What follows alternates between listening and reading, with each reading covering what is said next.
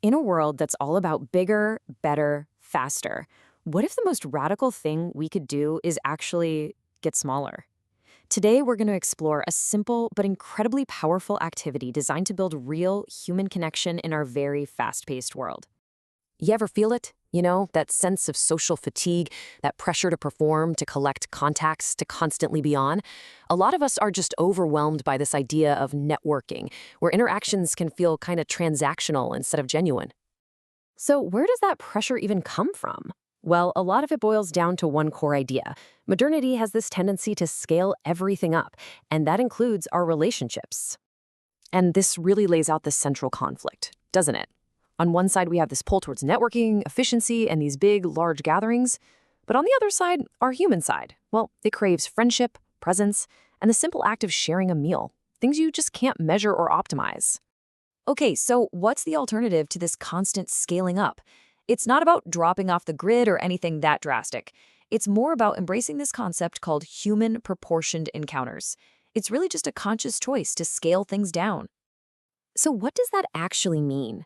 It means deliberately choosing smaller, more meaningful ways of being together.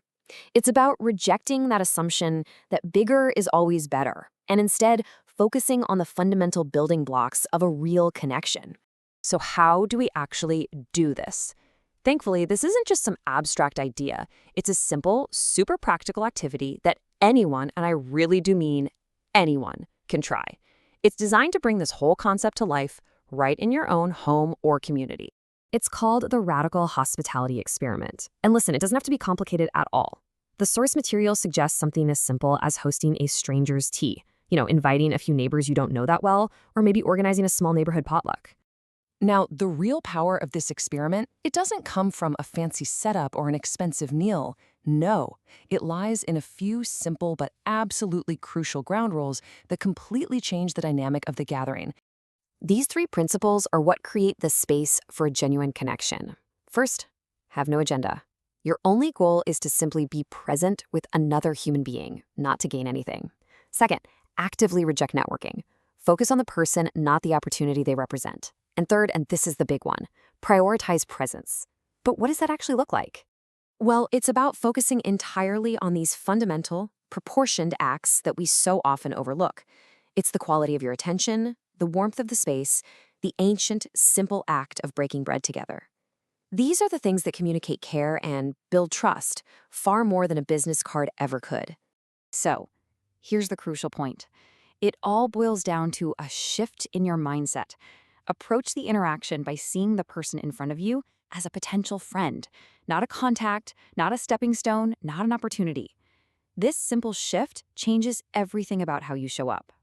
So in the end, why is this small experiment so important, especially today? Why should we even bother to carve out time for something so seemingly small in a world that demands so much of our attention? Because this activity is more than just a nice get-together. It's a quiet but powerful act of resistance. It's a way to reclaim human connection from the logic of the algorithm and the marketplace, one small intentional gathering at a time. It's a declaration that we are more than just our profiles and our productivity. So the invitation is simple. Look around at the people in your life, your neighbors, your colleagues, the acquaintances you've never truly met. This isn't just about making friends. It's about pushing back against a world that wants to keep us apart and efficient. So the question isn't just if you'll try it, but whose presence will you be brave enough to rediscover first?